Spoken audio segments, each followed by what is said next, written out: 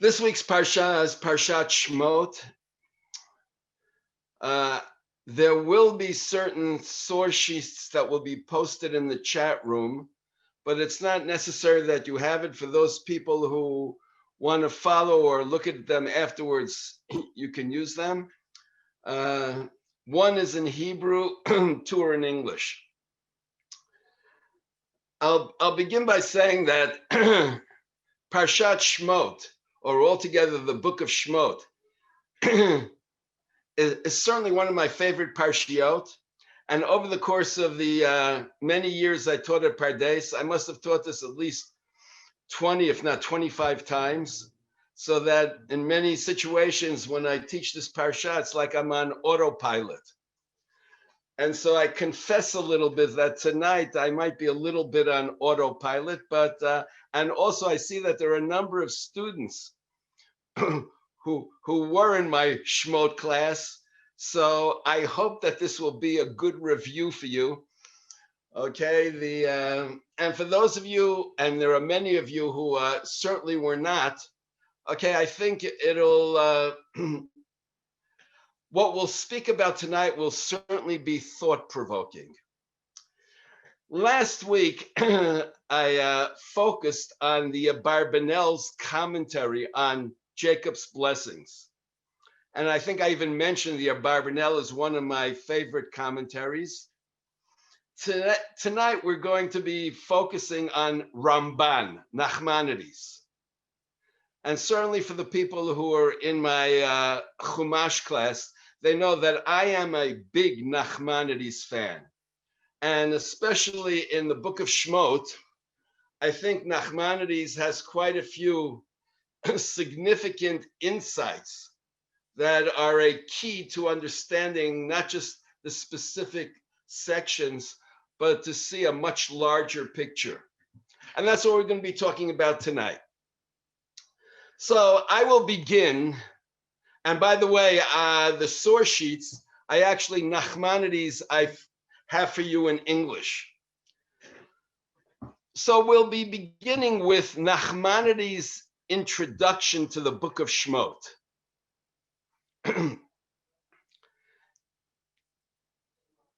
Nachmanides has an introduction to each of the books of the Chumash, and in many ways actually gives them a certain title. And so Nachmanides, in his introduction to the book of Shmot, begins by saying that after the Torah in the book of Breshit, or let me phrase it differently, he refers to the book of Breshit as Sefer HaYetzirah, the book of formation. Obviously, right, formation is referring to the creation of the world, which Nachmanides notes, but perhaps even more significantly for Nachmanides, it's actually the book of Breshit focuses on the formation, the foundation of the Jewish people, which centers around all the stories that have to do with the patriarchs and Joseph and his brothers.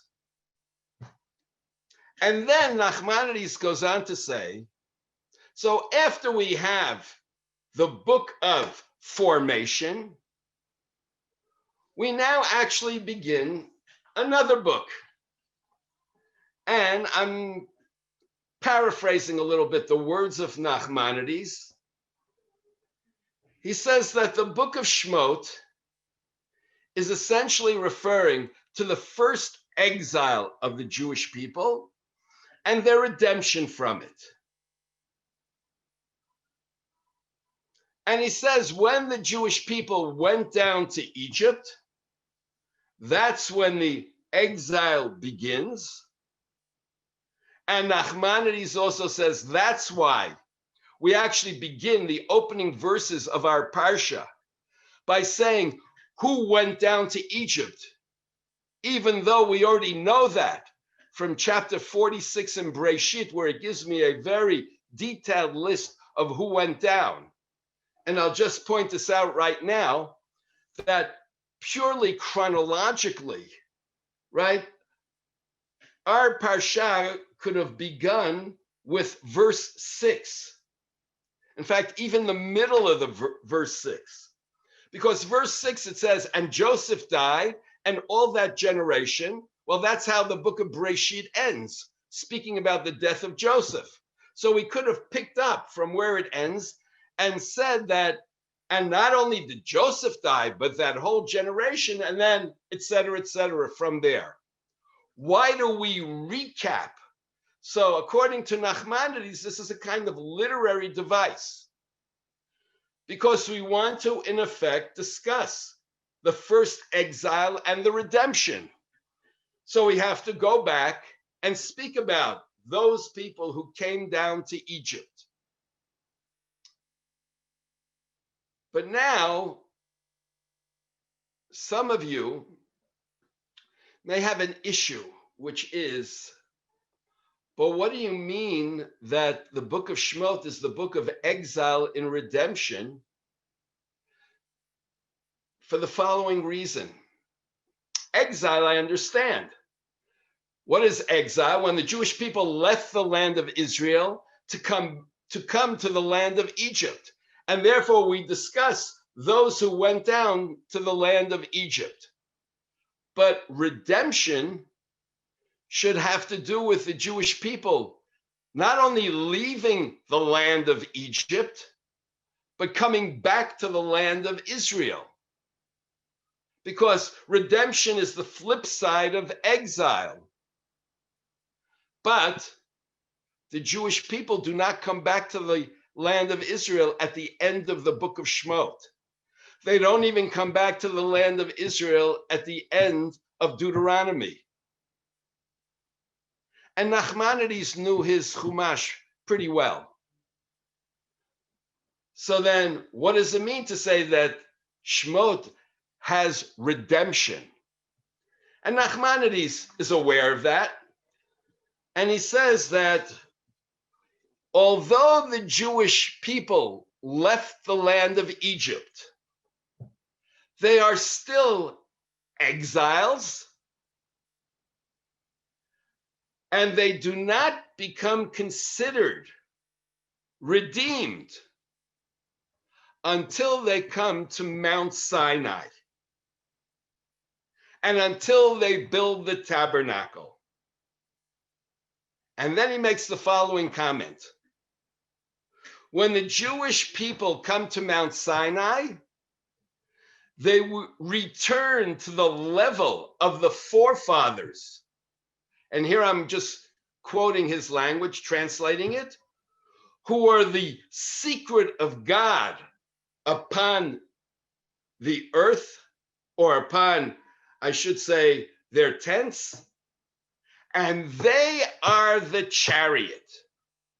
And then they are considered to be redeemed. And therefore, the book ends when it discusses the completion of the tabernacle, when the glory of Hashem filled it permanently, forever. So, I would now like to begin with the following, and this is based on Nachmanides. Nachmanides, who sees the book of Shmot, of Exodus, as being the book of exile and redemption. And what I would like to begin with is the following. According to Nachmanides, exile and redemption do not refer to a geographical situation. Namely, according to Nachmanides, it's not that when we being the Jewish people, are in the land of Israel, we are redeemed. When we leave the land of Israel, we are in exile. Although Nachmanides would say that's true, but actually exile and redemption have to do with something which is much deeper. It's an existential state. And therefore, according to Nachmanides, the degree to which we are distanced from God we are in a state of exile. The degree to which we are in proximity, in close relationship with God, we are in a state of redemption. And therefore, according to Nachmanides, when the Jewish people come to Mount Sinai, they have a direct I-thou encounter. They are now in a state of redemption. When the Jewish people subsequently build the tabernacle, where the tabernacle becomes the home of God, where the glory of God fills the tabernacle, where God's presence is manifest through the cloud and through the pillar of fire, the Jewish people are in a state of redemption.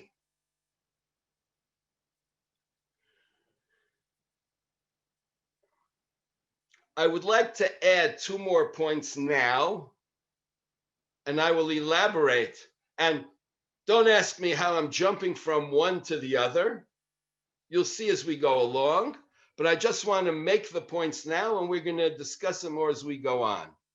And that is, if exile and redemption really have to do with my existential state, to what degree am I distanced from God?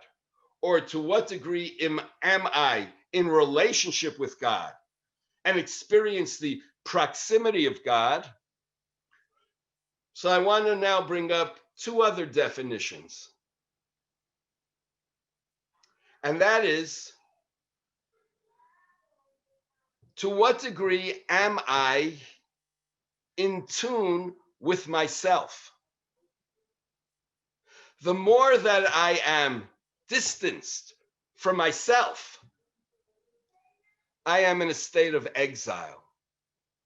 The degree to which I am in tune with myself, I am in a state of redemption. And maybe to just show you a little bit of the connection between these two, being in tune with myself means being in tune with my divine image, with the godly element within me. So that being redeemed is not just being in proximity with God on some macro level, but it's being in proximity with God, with the divine spark which is within me on a micro level. And now I want to throw out a third thing. Again, I'm just putting this out. You'll see how it's going to be connected. The degree to which the real correlates with the ideal, the degree to which reality corresponds to what ideally it should be, that's redemption. The degree to which there is a discrepancy between what is the ideal and what is real, that is exile. And maybe a flip side of that, to the degree to which I am in tune with my reality and see it for what it is, I am redeemed. The degree to which I am in a world of delusion, don't see reality for what it is, but I live in a world of a virtual reality, an imaginary reality, that's exile. Now, I've thrown out a whole bunch of different things, and what I hope I'll do at some point is to connect them all. But I want to begin with just giving you a few examples about this idea of seeing exile and redemption as very much having to do not so much with where are you geographically, but where are you in relationship to God. And the best way of illustrating this are the first two stories that we have in Breshit, in Genesis, which everybody's familiar with.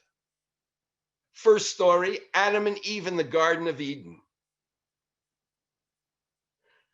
Adam and Eve eat of the tree of knowledge of good and evil, and they are then expelled from the garden. That is the first situation of exile. They were located in the garden, they are uprooted from the garden. The significance of being uprooted from the garden is essentially that they are now disconnected from God. They are now disconnected from the tree of life, which is very much connected with God. And what do I mean by that in very simple terms? When they're in the garden, God communicates with them. The moment they leave the garden, there's no longer any communication between them and God. You can check this out if you don't believe me. Okay, look at chapter 3 and then look at chapter 4. The second example of exile, Cain and Abel. When Cain kills his brother Abel, his punishment is that he will be a wanderer in the land.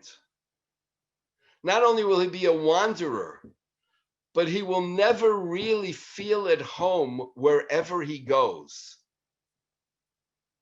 And if you check this out in chapter 4, in Breshit, in Genesis, you'll see that when God tells him this, Cain's response is that my sin is too great to bear. And then what he says is, you have now chased me away from being in your presence. And the result of that is, whoever will find me will kill me, which means that Cain recognizes that the significance of what God says to him is that somehow he is being removed from the presence of God. Being removed from God's presence makes him vulnerable. And it creates a very real possibility he may die. So I'm just bringing you these two examples as a way of showing that exile is much more than just being uprooted from one land or one space and going to another space. At least in the Tanakh, the significance, or maybe I should say the problematic of exile, is the sense of being distanced from God. Now, by the way, I don't remember if I said this last week or 2 weeks ago. I said one of the things which is really very interesting is that there's a basic difference between the patriarchs and between, right, Jacob's children, in that God speaks to the patriarchs. But when it comes to Joseph and his brothers, there is no longer this direct communication from God, which means that on a certain level, they are already begin experiencing a certain level of exile because they're not having that direct communication. But what I also mentioned is that Joseph, Judah, and even the rest of the brothers nevertheless have a profound sense of God in their reality. Joseph experiences God through his dreams, through other people's dreams. The brothers experience God through various events that happen to them and see the hand of God in it, which means despite the fact that God is not directly communicating with them, Nevertheless, they experience God and they have a relationship with God and they see God in their reality, which means that on a certain level, they're not exiled. But now I want to come to our Parsha, and not only our Parsha, but the whole book. What is the name of our Parsha? Our Parsha is Shmot, names. And that's also the name of the book. And if I ask you, why is that the title of the Parsha? So the obvious answer is because it starts out by saying, these are the names, excuse me, of the children of Israel who came down to Egypt. And that's perfectly true. That's the simple way of reading the text.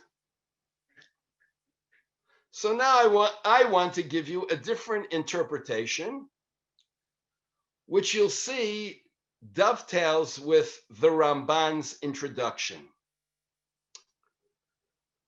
And that is that the whole book of Shmot revolves around names of God, or the lack thereof.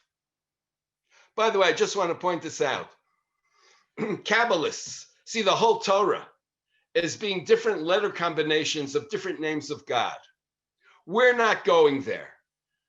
I'm still with my feet on the ground, okay, and just talking about the simple text. But nevertheless, we will be talking now about names of God that become critical in the book. And therefore, what I want to begin with is the following. If you actually go through the first two chapters of our Parsha, you'll see that God's name does not appear, with two significant exceptions. The first exception is the story in chapter 1 that has to do with the midwives who Pharaoh orders to kill Jewish babies, but, okay, do not do what he asked them to do. And the second time that God's name appears is at the end of chapter 2. If you look at the end of chapter 2, you'll see that it says at a certain point, this is chapter 2, excuse me one second, chapter 2, verse 23, and then 24 and 25, where it says that the king of Egypt died. The Jewish people then cry out. And then all of a sudden, in a matter of 2 verses, God's name appears. But what name of God? Elohim. 5 times it appears. By the way, that name of God, Elohim, is also the name of God which appears in the story of the midwives. Okay, if you look in chapter 1,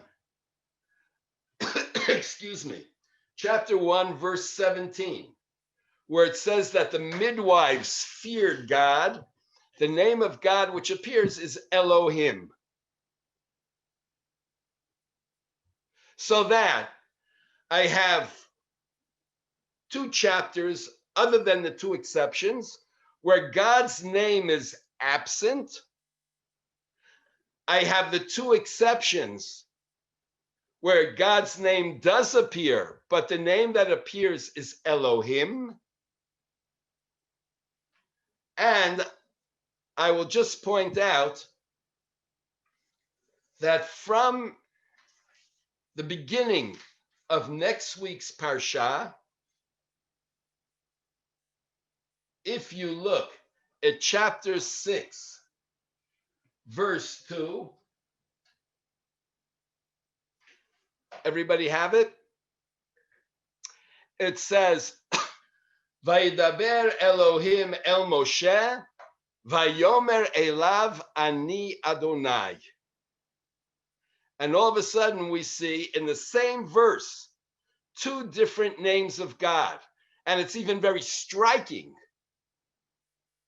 because Elohim speaks to Moshe and Elohim introduces God's self with I am Hashem, the four-letter name of God.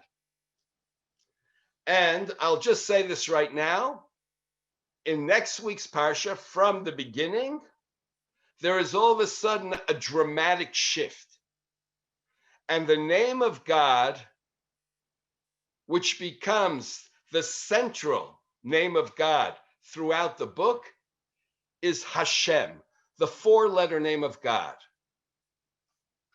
And not only that, but if you look at the end of the book, and Nachmanides quoted it, look at chapter 40, verse 34. And this is in the context after the tabernacle has been constructed. So the Torah says, and the cloud covered the tent of meeting, and the glory of Hashem, the four-letter name of God, fills the tabernacle. And then if you look at the next verse, Moshe is unable to come because the cloud is dwelling there. And once again, Uchvod Hashem, the glory of Hashem, fills the tabernacle. So what's in a name? So now I just want to point out, I think I mentioned this once, but repetition is always good. It's always good to review. If you actually go back to the book of Genesis, you'll see something which is very interesting. And that is chapter 1 of Genesis, the name of God which appears throughout chapter 1 is Elohim. It's only when you get to chapter 2, starting with right after Shabbat, okay? And in fact,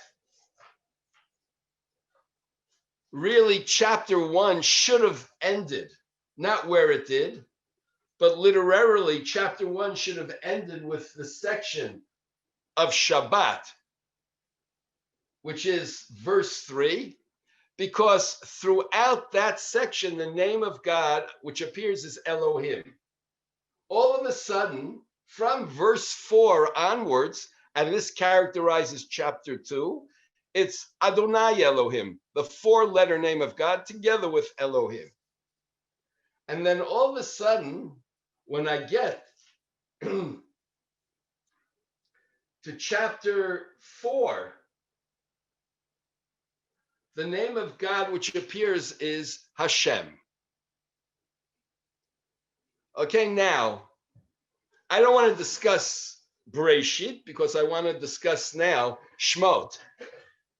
And what I'm going to say in Shmot, some people are going to start saying, but how does that fit in Bereshit? So I'll just say this now, and you have questions, ask later, send me an email. In any case, the name Elohim essentially has to do with how God is reflected through the natural order. And if I were to use even the language of the Ramban, which appears in a number of places, it's the idea of a hidden God. Hidden in the sense that we don't see God in a very overt way. The way that we experience God is through nature. It's as if we have some sort of curtain, okay, that's hiding God. And for that reason, that's why chapter 1, that's the name of God, because chapter 1 essentially discusses the creation of the natural world as we know it. So it's very appropriate that you should use that name of God. What is the significance of the four-letter name of God, that is a God that's beyond the natural reality, a supernatural God, a God which is beyond our comprehension. So, how does all this fit in with what I've been talking about? The book of Shmot begins without God's name being mentioned. And if God's name is not mentioned, it's as if, quote unquote, God is absent. God is not there.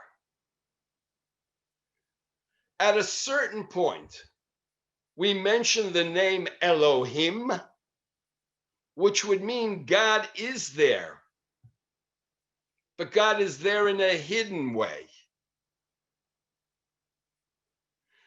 And then when we all of a sudden move on to the four-letter name of God,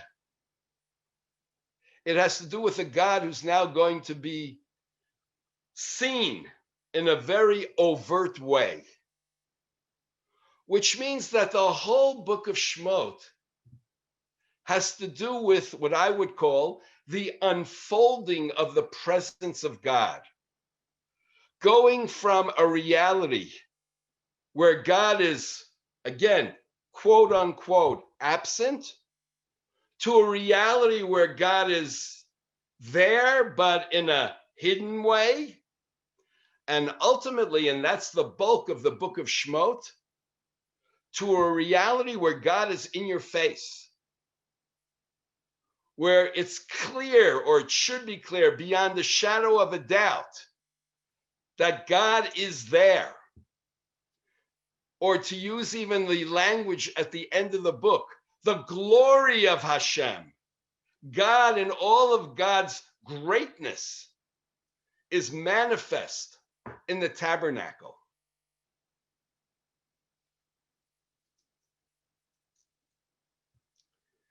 And in my mind, that is what the Ramban was talking about when he speaks about Shmot being the book of exile going to redemption. It's not only talking about the state of the Jewish people, but it's also talking about the existential state of God. To what extent is God actually absent, hidden, covered up, or to what extent is God now allowed to be manifest in all of God's glory? And I'll just say this again, I'm throwing out a whole bunch of things because this is actually Hasidic. Okay, that in other words, it's Hasidic based on Midrashim and early rabbinic sources. So you should know that the early rabbis were also Hasidim. It wasn't like a new phenomenon. So the idea is that when the Jewish people are in a state of exile on a certain level, God is in a state of exile. And the redemption of the Jewish people is also very much interconnected with the redemption of God, with the ability of God to be who God really is and who God could be.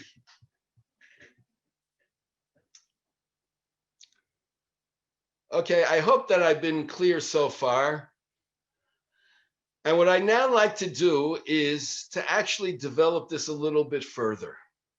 Okay, and I'll just say, I'm not sure how much I'm going to get through today, but I'm sure that over the course of what I'm saying, I may say a few things that might press some people's buttons. So I apologize in advance, but I think they need to be said. In any case,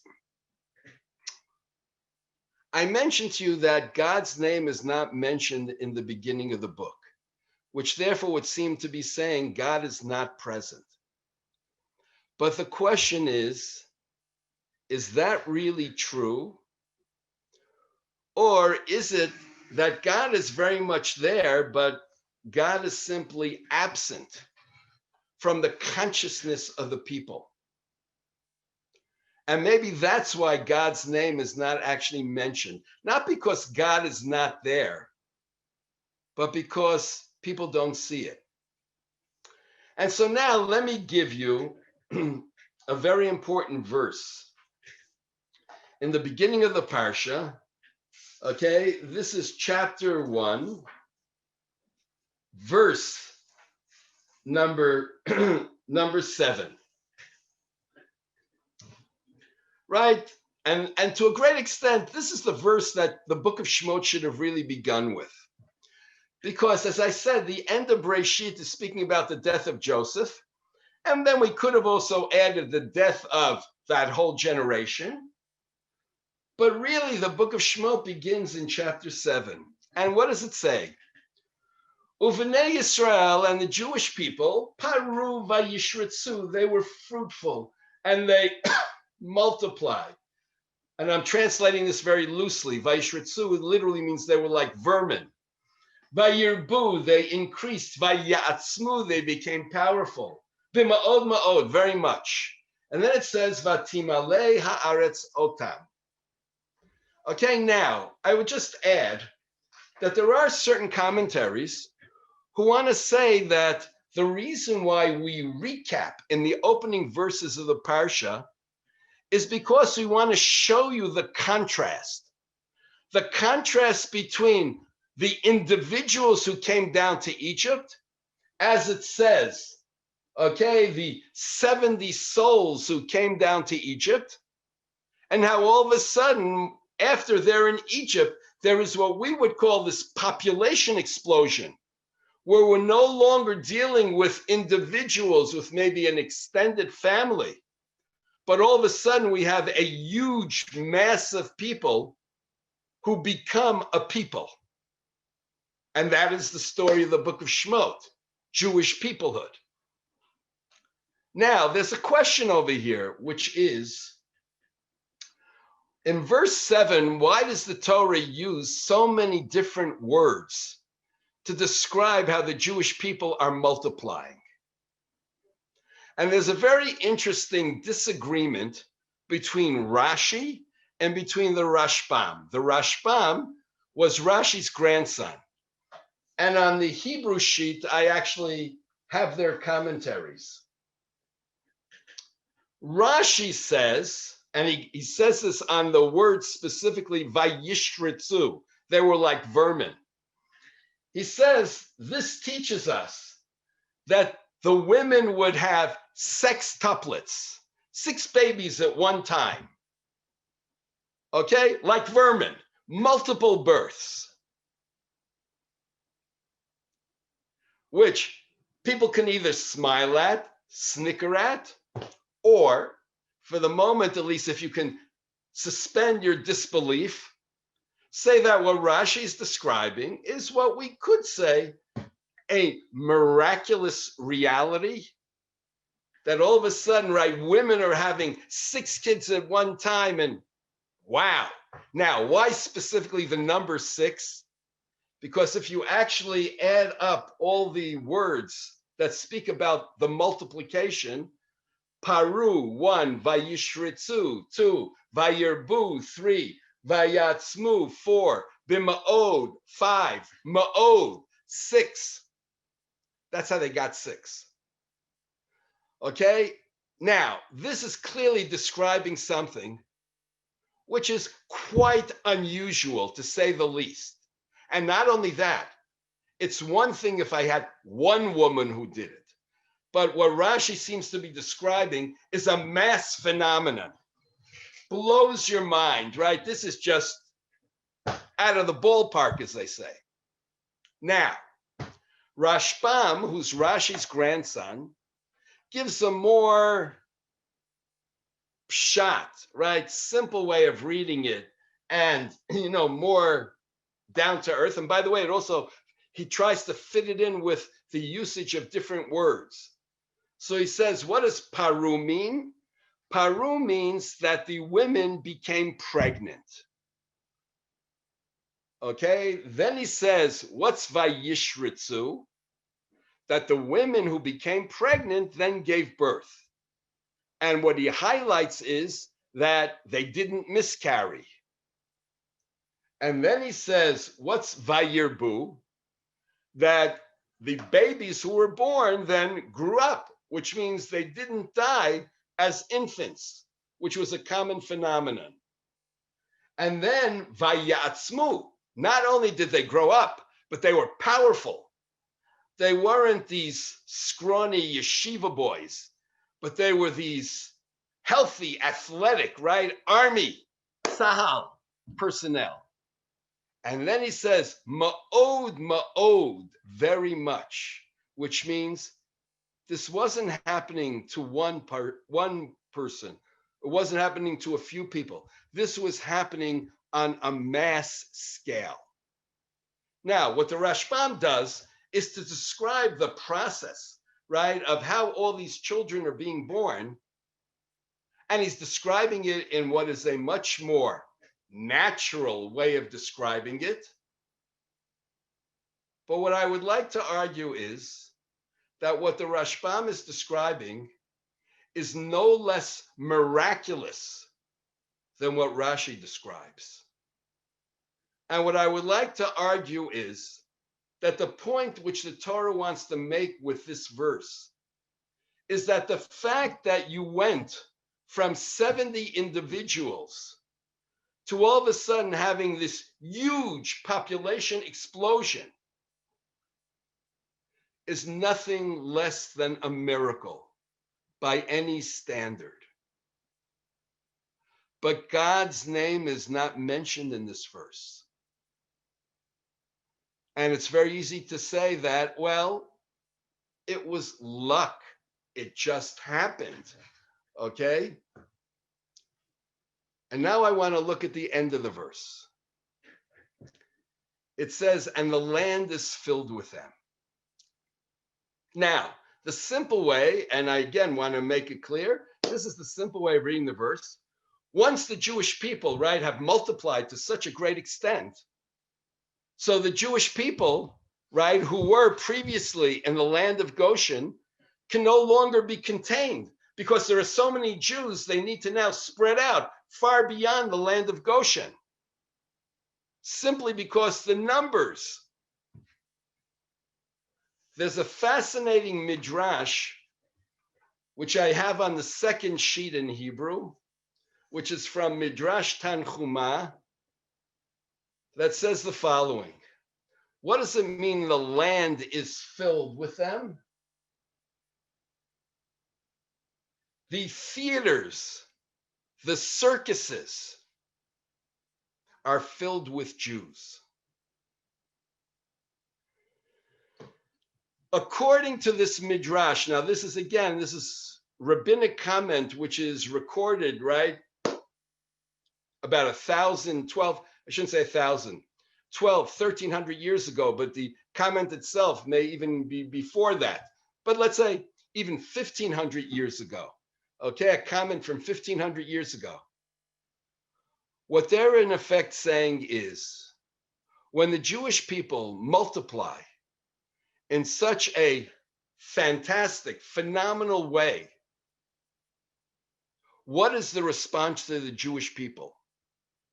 And the answer that's given by this midrash is, they jump to assimilate in Egyptian society, in Egyptian culture. And now I want to go back to how we started. Remember, I said, this is the book of exile and redemption. And I spoke about exile being an existential state.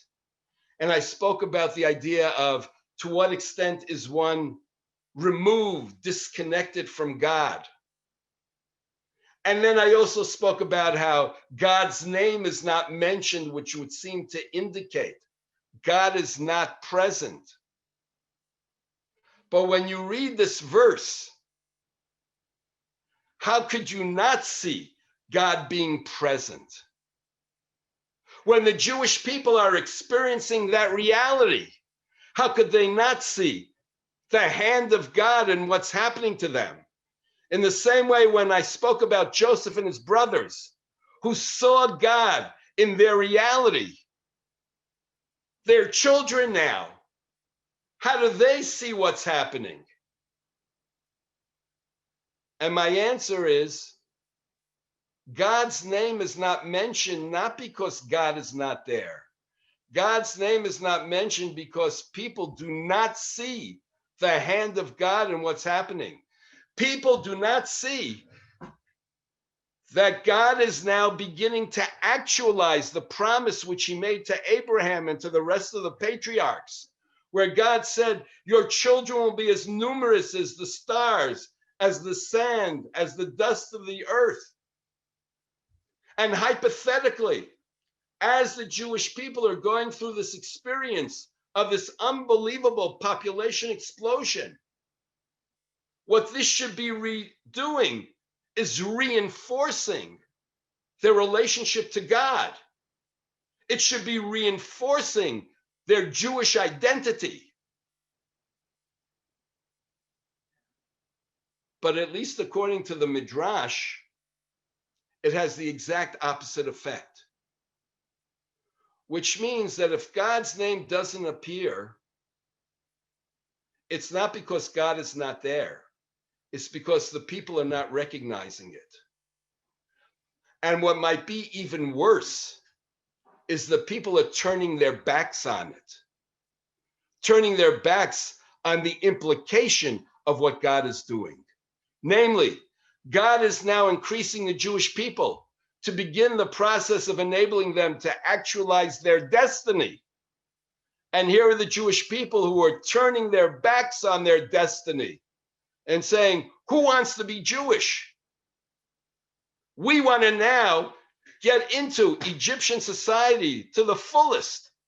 One might even say, talking about the theaters and the circuses, which is the heart of Egyptian culture, a culture which is totally inimical and a polar opposite of what Judaism is all about. By the way, I just want to point out, it didn't actually begin right now. And some of you will say, oh, this midrash, right? It's some rabbi who like is reading into the text and, just reading, his fear or phobia of assimilation into the text. And, no, it's the rabbis who are trying to look maybe at a deeper meaning and actually maybe have something very good to base it on. So let me now go back, something which we didn't discuss last week or even 2 weeks ago. Look at the last verse in Parashat Vayigash. This is Breshit, chapter 47, verse 27. 47:27.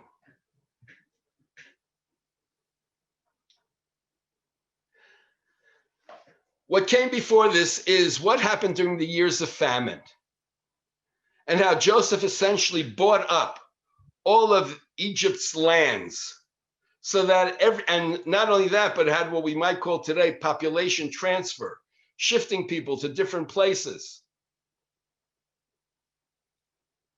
And in what immediately preceded is only the priests held on to their land. But the truth is, it wasn't only the priests. It was also Joseph's family. And not only did they hold on to the land, but if you look at the verse which I brought you, it says, Vayeshev Yisrael be'eretz Mitzrayim be'eretz Goshen. And Israel settled down in the land of Egypt, in the land of Goshen. Vayeachazuva. They were grabbed by it. Vayifru vayirbu ma'od, and they were fruitful and multiplied, right? The verse that we were talking about in Shmot. For those of you who've been with me for the past few weeks, I made a big deal about speaking about the difference between dwelling somewhere and settling down. The word for dwelling is lagur, related to the word ger, a convert, a stranger. But lashevet means to settle down. When the Jewish people initially went down to Egypt, they went down, and they say this even to Pharaoh, we have come down to dwell here, lagur. But after the Jews have been there for a little while, they're no longer dwelling there.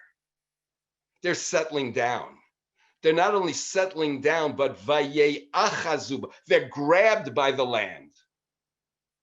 The word achuzah is your landhold. And now I'm going to explain to you something which we didn't talk about last week.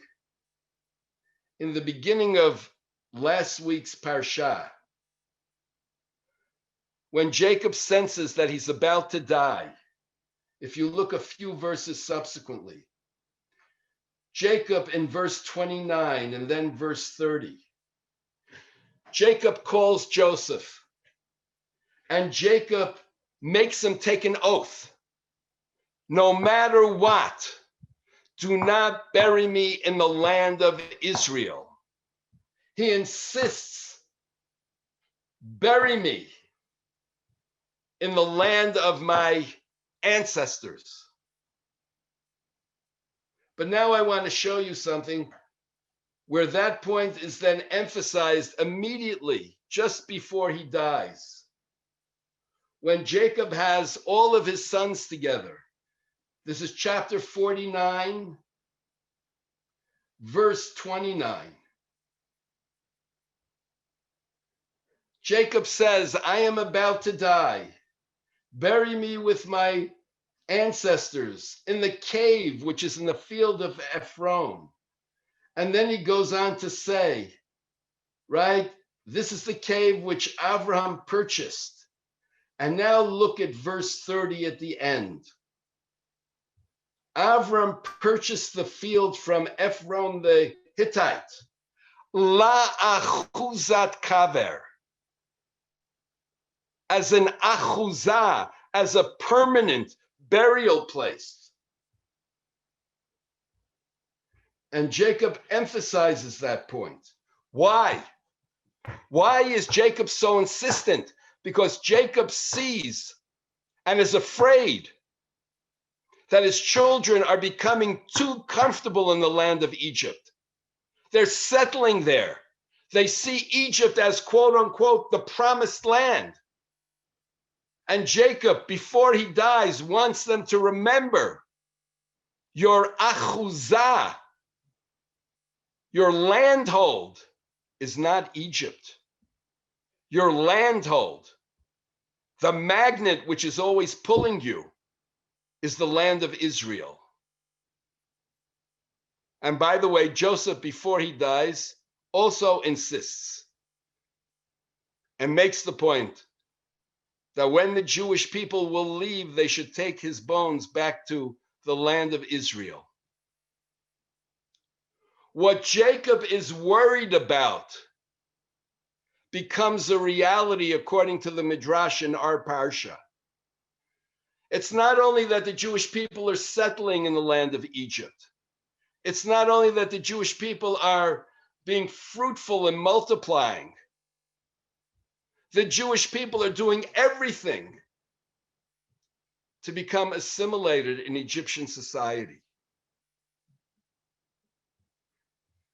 And therefore, what I would like to say is, to a great extent, it's the Jewish people who brought upon themselves galut.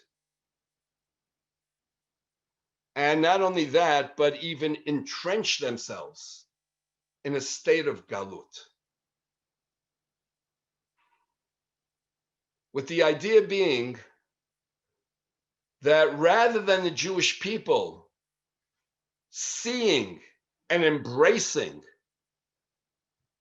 manifestations of God's presence in the land of Egypt, seeing the fact that they have become so numerous as being a way of strengthening their relationship with God, strengthening their relationship with their sense of peoplehood. What the Jewish people do is, in effect, drive God out of their reality. And the Jewish people embark on a path of denying who they are, what their destiny is.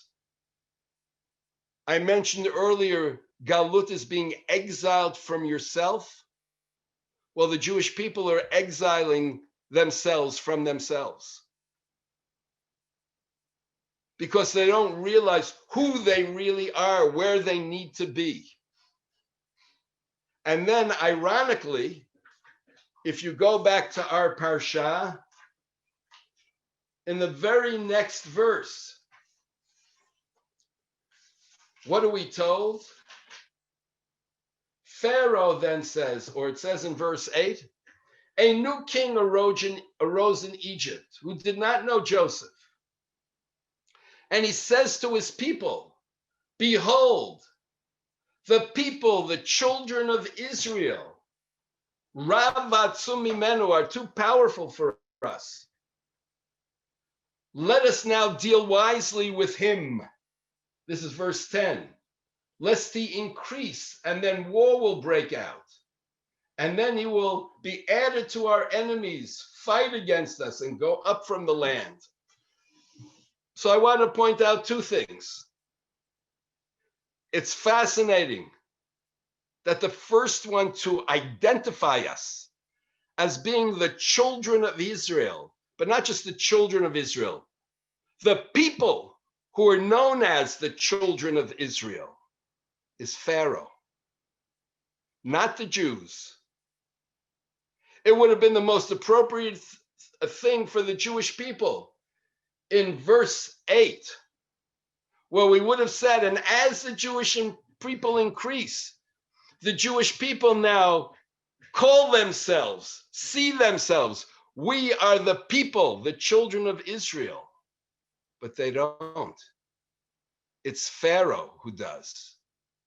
And when Pharaoh defines them as the people of Israel, he's doing it in a way which is to define them as the other. He speaks to his people about those people who are a threat, which means the Jewish people who are, according to the Midrash, doing everything to assimilate in Egypt. The result of that is a boomerang effect. Rather than this being an entry card into the land of Egypt, into Egyptian society, they are being now rebuffed by Pharaoh and ultimately his people. And in fact, are telling them, you want to be part of us, but you're never going to be part of us. You're the other.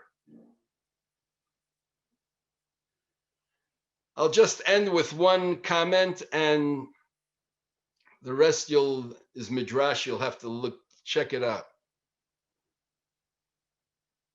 When Pharaoh rebuffs the Jewish people, he does not do it overtly. But Pharaoh says, let us be wise. Pharaoh is very, very devious.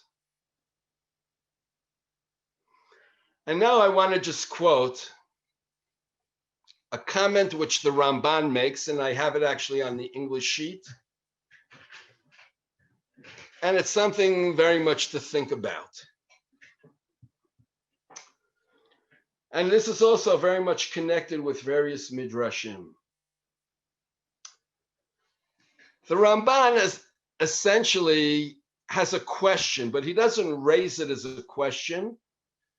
The way we know it's a question is maybe by the answer which he gives.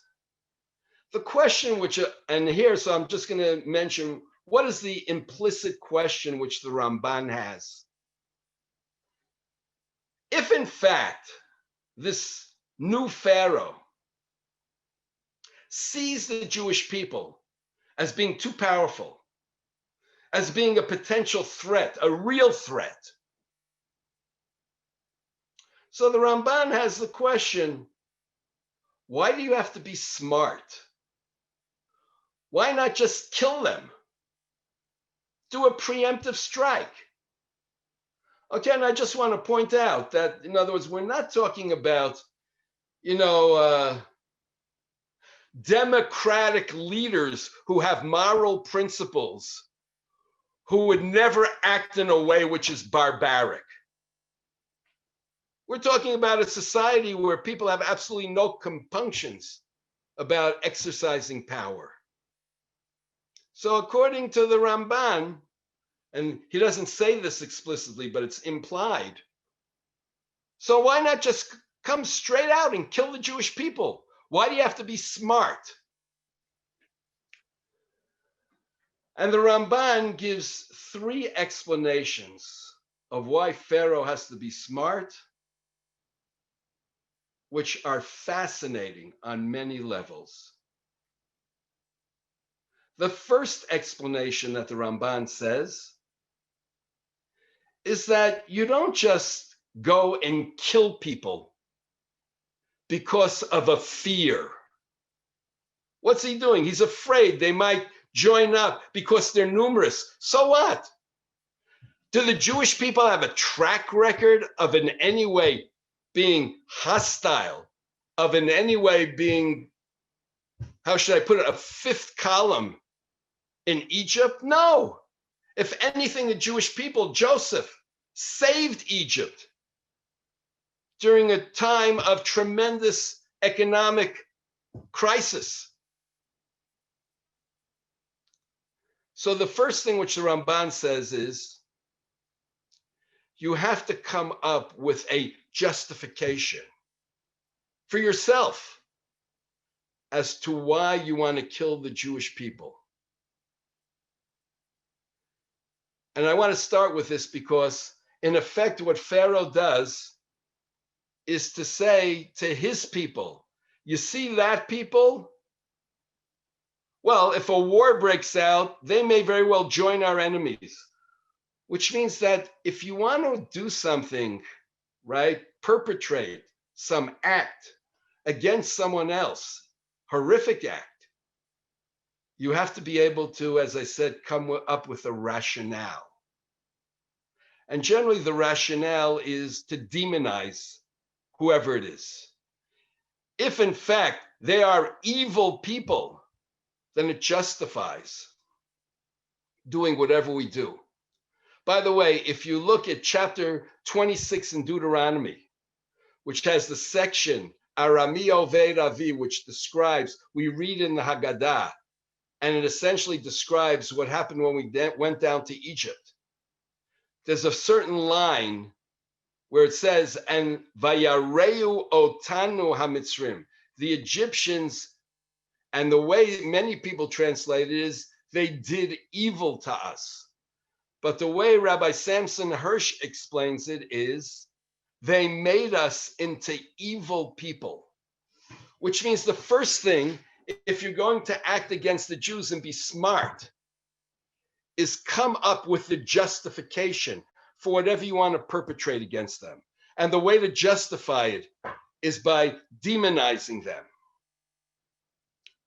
The second reason the Ramban says why you need to be smart is because Pharaoh can never get away with whatever he wants to do to the Jews unless he has the backing of his people, which means Pharaoh has to be smart in being able to convince his people that the Jews are really a threat to them. Because Pharaoh alone will never be able to do anything without the support of his people. And the third thing, which is even the most mind-boggling, is the Ramban says, if Pharaoh comes out and directly attacks the Jewish people, do you think they'll go like sheep to the slaughter? The Jewish people will fight. They will defend themselves. It'll be bloody. So you have to basically lead the Jewish people on to think that no matter what you're doing to them, it's really not coming from a hostile place. It's really coming from a place of where you want to somehow embrace them and integrate them into your society. And if there are certain mishaps along the way, well, it's not the policy of the government, of the king. It's the Jewish people maybe reading into certain things what's not there. Which means that if you want to be able to do whatever you want to do to the Jews, then you have to be able to somehow manipulate their delusions, illusions, so that they won't see reality for what it is, which takes me back to the idea of galut. If the Jewish people had really looked carefully at what Pharaoh was doing to them, they immediately would have seen, we are now being threatened. Let's do something about it. But every time there was a certain policy, the Jewish people kept on saying to themselves, it's not really what it seems to be. Because they're living in a world of delusion, because they really want to see Egypt as their promised land. Which means that the galut of the Jewish people, in many ways, was on an existential level created by the Jewish people. And therefore, and we'll discuss this in other sessions, in the same way that the Jewish people brought themselves into galut, the Jewish people at a certain point also need to redeem themselves.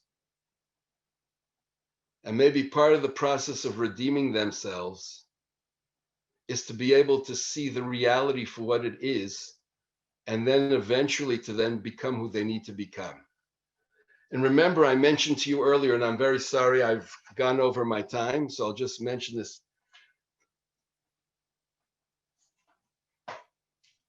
Remember, I said to you that God's name appears in the first two chapters only twice. The first time is the midwives, where it says the midwives fear God. And the reason why it emphasizes that is because the midwives are exceptions to what's going on in the general reality. If in the general reality people do not see God, the midwives do. And if you actually look, after it speaks about the midwives fearing God and not obeying Pharaoh, in verse 21 it says, or verse 21, correct, or actually even verse 20, it says, and God did well to the midwives. The people increase. And because the midwives feared God, God made them homes. Which means that's the only place where God is actually mentioned explicitly, intervening, doing something. But that's in response to the midwives who fear God, who see God. And the second place where it appears is, as I said to you, at the end of chapter 2. And that's when the king of Egypt dies. And then all of a sudden the Jewish people cry out. And it's fascinating. It doesn't say they cry out to God. They just cry out. And then all of a sudden when they cry out, God responds. 5 times God's name is mentioned. When the Jewish people cry out, that is the first time when the Jewish people perhaps fully realize the situation that they're in, where they're no longer living under any delusions, where they realize that they are in a miserable, absolute crisis situation, where there is no hope for them to turn to Pharaoh or Egypt for their salvation. They're crying out, okay, as people who are mortally wounded. And when the people begin to acknowledge their reality for what it is, that's the first step in their redemption. And we will speak about this more next week. So stay tuned for next week.